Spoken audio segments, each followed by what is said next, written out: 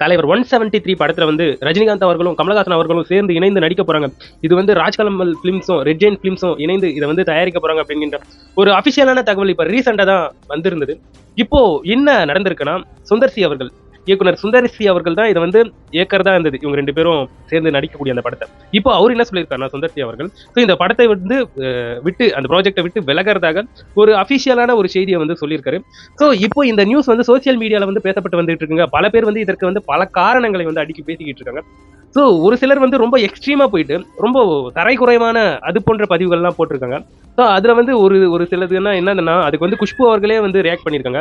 So தலைவர் ரஜினிகாந்த் அவர்கள் வந்து ஒரு ஐட்டம் சாங்குக்கு வந்து குஷ்பு அவர்களை வந்து டான்ஸ் போட சொல்லியிருப்பாரு என்னமோ. அதுக்கு வந்து சுந்தர்சி அவர்கள் வந்து மறுப்பு தெரிவிச்சு இந்த ப்ராஜெக்டை விட்டு விலகிறாரு சுந்தர்சி அவர்கள் அப்படின்ட்டு இது போன்ற கேவலமான கருத்தை பதிவிடவே அதுக்கு வந்து குஷ்பு அவர்கள் வந்து உங்க வீட்டில் இருக்கிறவங்களை கூட்டு வந்து ஆட்சி அப்படின்ட்டு அவங்களும் அதற்கு வந்து எதிர்வினை ஆட்சி இருக்காங்க.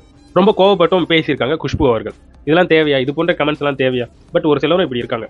அதே சமயத்துல இப்போ இன்னொரு அன்அபிஷியலான நியூஸ் என்னன்னா, திருப்பியும் சுந்தர்சி அவர்களை வந்து காம்ப்ரமைஸ் பண்ணி தலைவர் 173 ப்ராஜெக்ட்ல வந்து சுந்தர்சி அவர்களை வந்து இணைக்கக்கூடிய வேலையை வந்து கமலஹாசன் அவர்கள் வந்து செஞ்சுக்கிட்டு இருக்காரு அப்படிங்கிற இன்னொரு நியூஸும் இப்போ வந்து சுற்றி தெரிஞ்சுக்கிட்டு இருக்காங்க. அதே சமயத்துல குஷ்பு அவர்கள் வந்து சுந்தர்சி அவர்கள் வந்து தலைவர் 170 படத்துல இருந்து விலகிறாரு அப்படிங்கிற அந்த பதிவை வந்து டெலீட் பண்ணியிருக்காங்க சோசியல் மீடியால இருந்து.